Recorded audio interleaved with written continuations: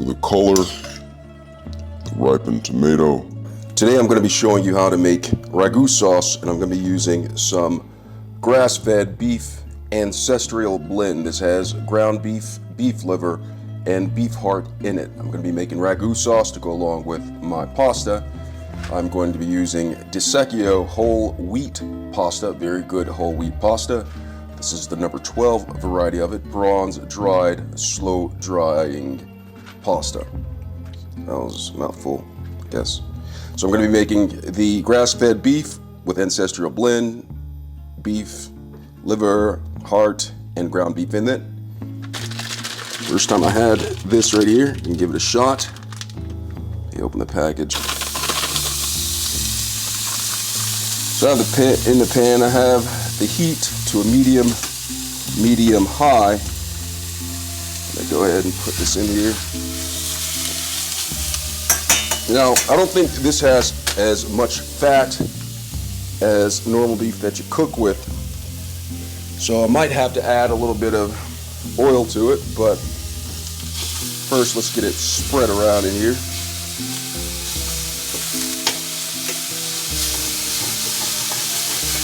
Go ahead and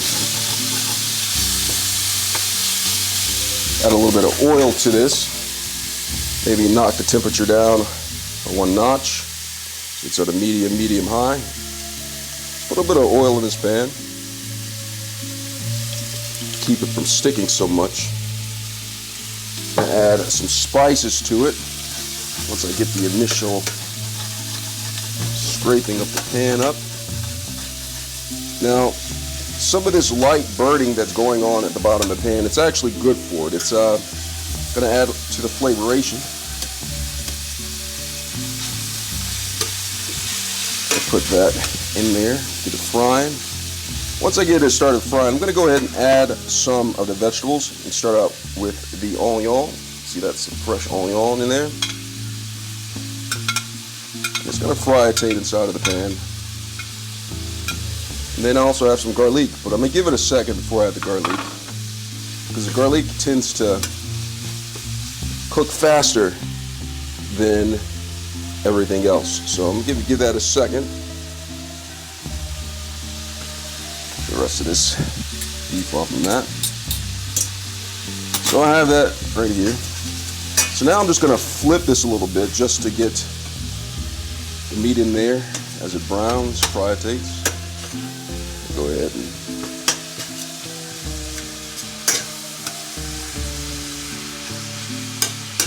get that going right here.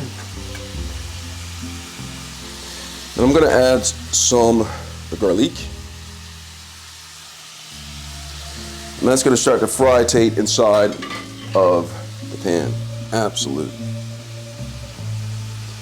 Go ahead. So look at the, you see the beef starting to sweat a little bit. Getting closer so you can see this.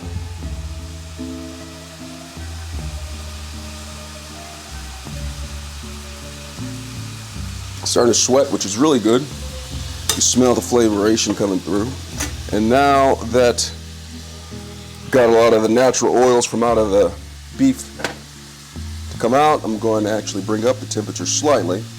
I'm going to add some ground pepper, some fresh ground pepper to the top.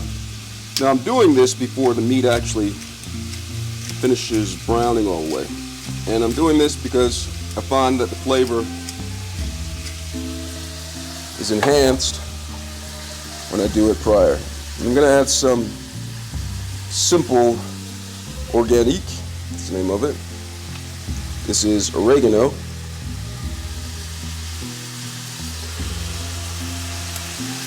It's called simple organic. Oregano to the pan. Doesn't want to come out easily, so I'm just going to take the cap off. Sprinkle some down in there. Have that. And then sometimes add a little bit of meat tenderizer to it. Soften it up a little bit. And a little bit of flavor god, everything, seasoning on it. Just a little bit. And if you'd like, you can add a little bit of salt to it if that's your choice. All right, so I have that going on. And I'm going to go ahead and turn it one time. Now, you see that there is still some pink in that, but that's going to cook with the onion, the garlic,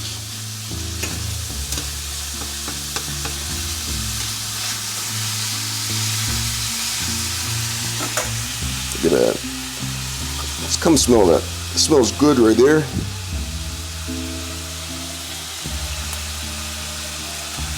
Look at that.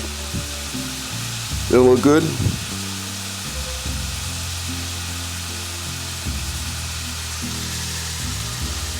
It's cooking quite nice. Get it closer so you can get the full scope of what's going on right here. Look at that.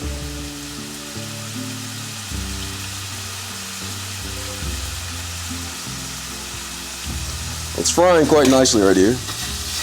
And there's the fat is coming out of it. Some people choose to drain it, but I see it as a lot of flavoration. So I'm going to keep it in there. It's not too much. I'm just going to go ahead and get the bottom of it to make sure that nothing is stuck. And there's still some pink in there, but I'm going to show you something. It's going to cook when I add the sauce to it. The sauce I'm going to be using is, this is Rao's homemade arrabbiata. Did I say that right? Arrabbiata sauce. Excuse my Spanish.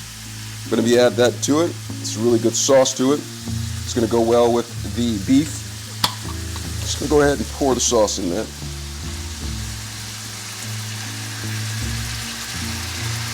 Okay, put the whole pot in there. And what I'm going to do now is, now that I have all the sauce in there, I'm going to go ahead and turn the temperature down quite a bit.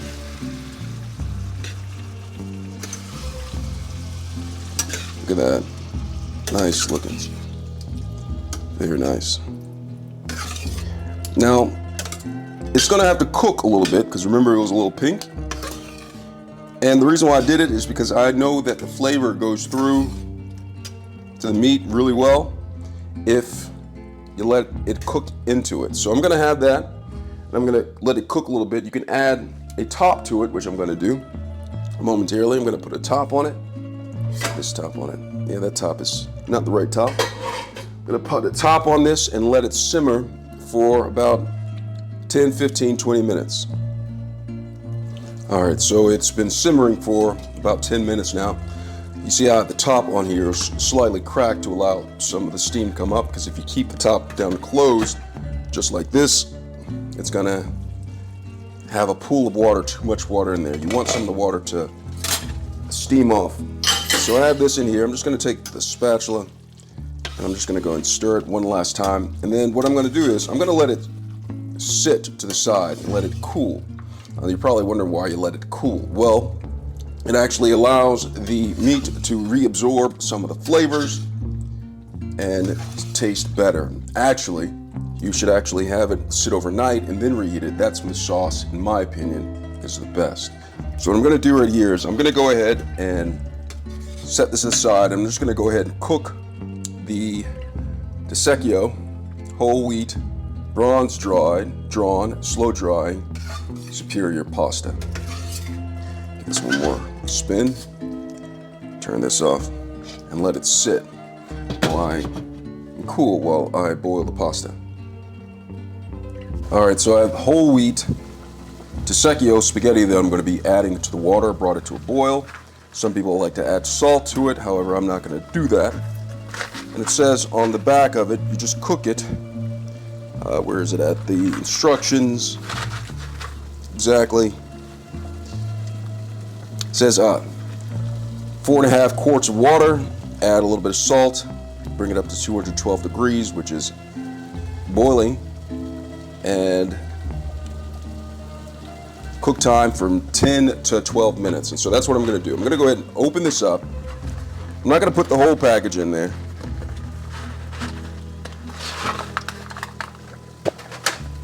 Just gonna take this, and go ahead and put noodles in there, and as it cooks down, as the bottom part noodle starts to cook down, you can take a fork or spoon or whatever you need to, and actually make sure all of the pasta is submerged in there. Now I'm gonna add a little bit of salt to it, just for the video purposes. And this adds flavoration to the pasta. Put that in there.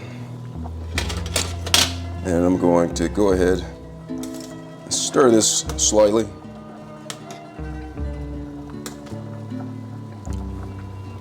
That in there. I'm just going to cook this for about 10 to 12 minutes.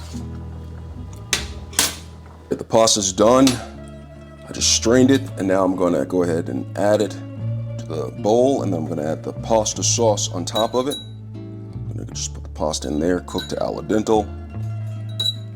Put that in there, maybe another heaping of it.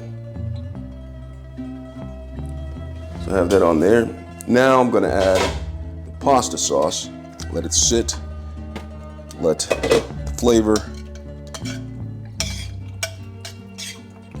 Just going to go ahead and add hot pasta sauce on top of this. It's ragu sauce. Just put this on top like that. Look at the color, the ripened tomato. Look at that. There you have it. Nothing I can say about that. Absolute.